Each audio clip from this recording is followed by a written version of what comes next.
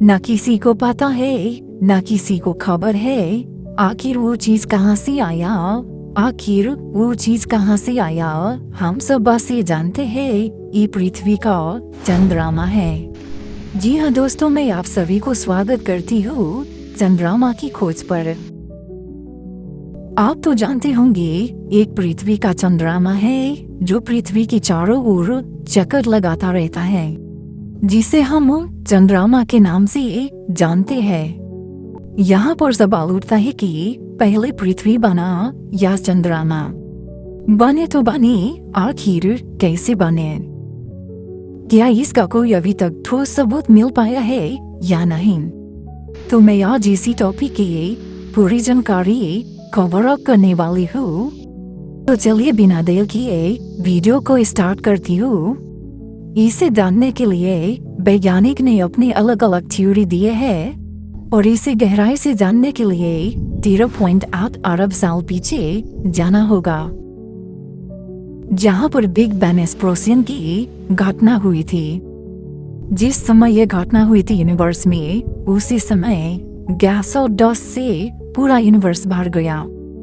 तो वहाँ पर सिर्फ दिखाई देता था डस्ट का छोटा छोटा टुकड़ा पूरा ब्रह्मांड में भरा पड़ा।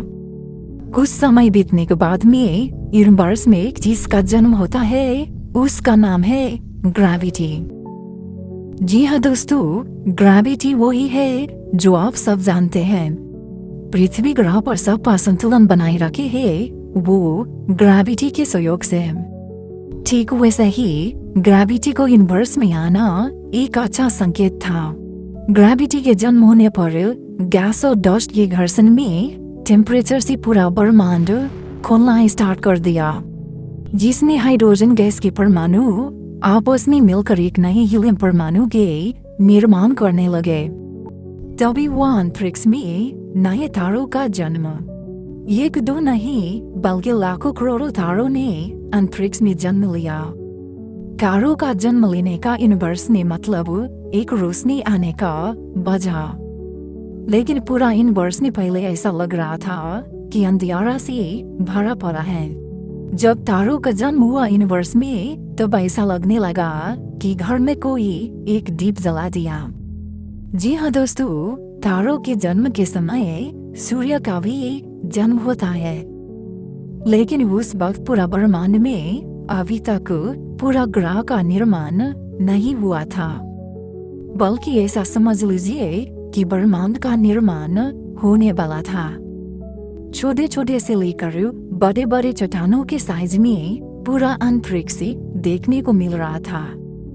तभी ग्रेविटी के प्रभाव पूरा अंतरिक्ष में शुरू हो गया। जितने छोटे छोटे अंतरिक्ष में डस्ट था वो आपस में टकराने लगे। आपस में टकराने के बाद में कोई डस्ट के चट्टाने टूट रहा था, तो कोई डस्ट के चट्टाने एक आपस में जुट रहे थे। हमारे धरती भी उनमें से एक थी, जो लाखों करोड़ों क्रिस्टल बॉडी को खा खा कर बड़े बने हैं। जीत उसी को होती है जो सबसे शक्तिशाली होती है। उनमें से हमारे पृथ्वी ग्रह है, जो समय के साथ में काफी मजबूत बन चुका था। किसी भी डस्ट पार्टिकल से लड़ने का क्षमता उनके अंदर आ चुका था, जिसने पूरे सोलर सिस्टम में अलग अलग प्लैनेट्स का जन्म हुआ।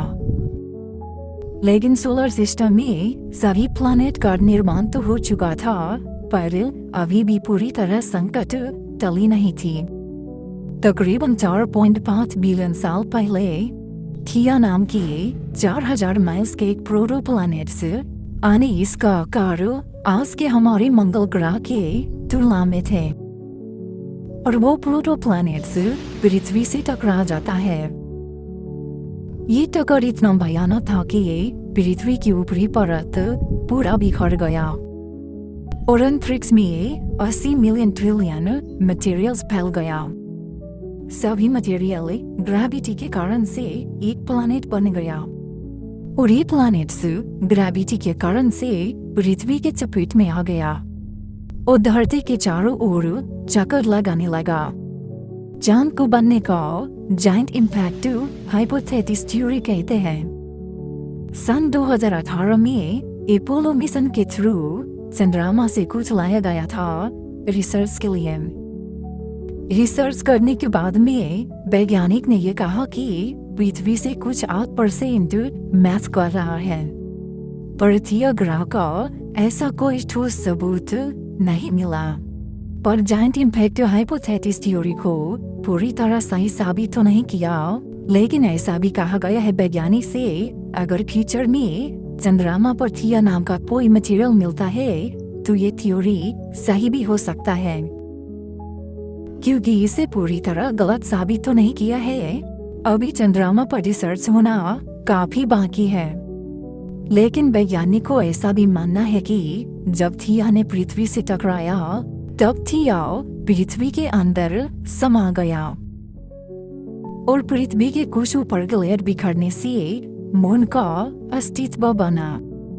लेकिन ये कितना सच है या कितना झूठ, इस विषय पर वैज्ञानिक ने गहराई से रिसर्च कर रहा है। जब तक थ्योरी सच नहीं होता है तब तक वैज्ञानिक को मानना है रिसर्च जारी रहेगा, और देखते हैं कल के दिन में आने वाले समय में पुष्टि हो पाता है या नहीं। वही वैज्ञानिक ने 21 की पुष्टि की है चंद्रमा पर कि साउथ पोल पर पहले समुद्र होने का अनुमान जताया है। वैज्ञानिक को ऐसा मानना है कि चंद्रमा की सतह पर समुद्र का रेखा खींचा हुआ दिखाई दे रहा है, और वैज्ञानिक को ऐसा भी मानना है कि किसी भी ग्रह पर मानव जीवन अगर होता है तो वहाँ पर समुद्र होना अत्यंत जरूरी है, क्योंकि पहला जीवन पृथ्वी पर समुद्र से उत्पन्न हुई है, ऐसा वैज्ञानिक को मानना है।